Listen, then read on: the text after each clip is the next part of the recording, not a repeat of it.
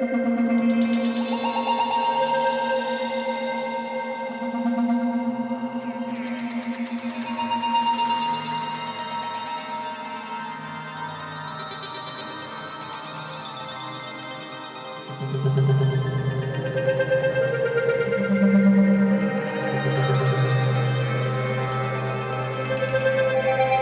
M113 is one of those military vehicles that quietly change the way modern armies move and fight. It may not look as intimidating as a main battle tank or as advanced as today's digitally networked combat vehicles, but its legacy is unmatched. For decades, the M113 has carried soldiers into battle, evacuated the wounded under fire, served as a command post, hauled supplies, and adapted to countless roles across battlefields around the world. Even today, long after its introduction, it continues to serve in active military units, proving that a well-designed machine can outlive generations of newer technology. The story of the M113 begins in the late 1950s, during a period when the U.S. Army was rethinking how infantry should move on a nuclear-era battlefield. The old armored personnel carriers of World War II were heavy, slow, and often unreliable. The Army wanted something lighter, faster, and easier to maintain, but still capable of protecting troops from small arms fire and artillery fragments. The answer came in the form of a simple but revolutionary idea: an aluminum-hulled, fully tracked armored personnel carrier that could go almost anywhere infantry needed to go. When the M113 entered service in 1960, it was a breakthrough. Its aluminum armor made it significantly lighter than steel-armored vehicles, allowing it to be air-transportable and even amphibious with minimal preparation. Powered by a compact engine and riding on a tracked suspension, it could follow tanks across rough terrain while carrying a full squad of infantry safely inside. This combination of mobility, protection, and versatility quickly made the M113 a core component of U.S. Army mechanized forces. The vehicle's combat debut came during the Vietnam War, where it earned both praise and criticism. In the dense jungles and muddy terrain of Southeast Asia, the M113 proved far more mobile than wheeled vehicles. It could push through vegetation, cross soft ground, and provide infantry with protected mobility in an environment where ambushes were common. Soldiers often rode on top of the vehicle to improve visibility and reaction time, turning the M113 into an improvised fighting platform. This experience highlighted both the strengths and limitations of the design, leading to upgrades and tactical adjustments that would shape its future use. At its core, the M113 is deceptively simple.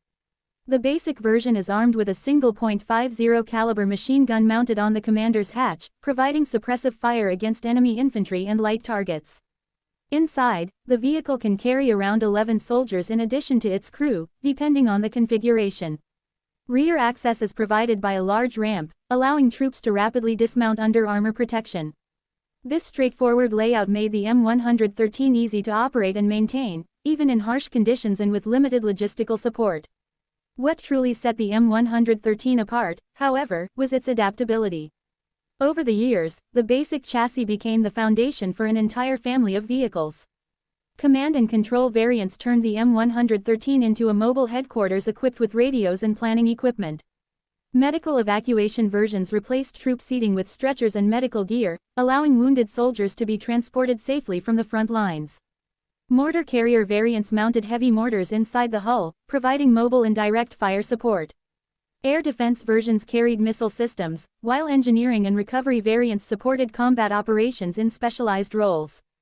This adaptability meant that once an army adopted the M113, it could build an entire mechanized force around a common platform.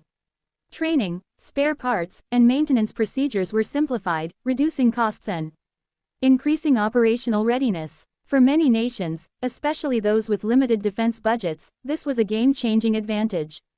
The M113's global impact is hard to overstate. It has been used by more than 50 countries and has seen service on almost every continent. From the deserts of the Middle East to the frozen landscapes of Northern Europe, from jungle warfare to peacekeeping missions, the M113 has proven itself in an astonishing range of environments. Each nation customized the vehicle to suit its needs, adding different weapons, armor kits, and communication systems. Despite its age, the M113 did not simply disappear when newer infantry fighting vehicles like the M2 Bradley entered service. Instead, it found new roles. While the Bradley offered heavier armor and more firepower, it was also more complex and expensive. The M113 remained valuable as a support vehicle, command platform, and transport for units that did not require frontline combat capabilities. In many armies, it continues to operate alongside newer vehicles, filling gaps that high-end platforms cannot efficiently cover. Modern upgrades have further extended the M113's service life. Improved engines, transmissions, and suspension systems have enhanced mobility and reliability. Additional armor kits provide better protection against small arms and artillery fragments, while some versions include spall liners and improved crew survivability features. Digital communication systems have been integrated into command variants, allowing the M113 to remain relevant in network-centric warfare environments. Critics often point out the vehicle's vulnerabilities, especially in modern high-intensity conflict. The original aluminum armor offers limited protection against heavy machine guns, anti-armor weapons, and improvised explosive devices. The lack of a turret in most variants restricts its direct fire capability compared to modern infantry fighting vehicles. These limitations are real, and they are the reason why many armies are gradually replacing the M113 in frontline roles. Yet, replacing the M113 entirely has proven more difficult than expected. Newer vehicles are expensive, complex, and often require extensive infrastructure and training. The M113's simplicity remains one of its greatest strengths. It can be repaired in the field, operated by crews with minimal training, and supported by a vast global supply chain of spare parts. For peacekeeping missions, internal security operations, and support roles, it remains a practical and effective solution. The M113 also represents a philosophy of military design that values reliability and flexibility over cutting-edge technology. It was never meant to be the most heavily armed or armored vehicle on the battlefield. Instead, it was designed to do many jobs reasonably well, and to do them consistently. This approach has allowed it to remain in service far longer than its designers ever imagined. Looking at the M113 today is like looking at a piece of living military history.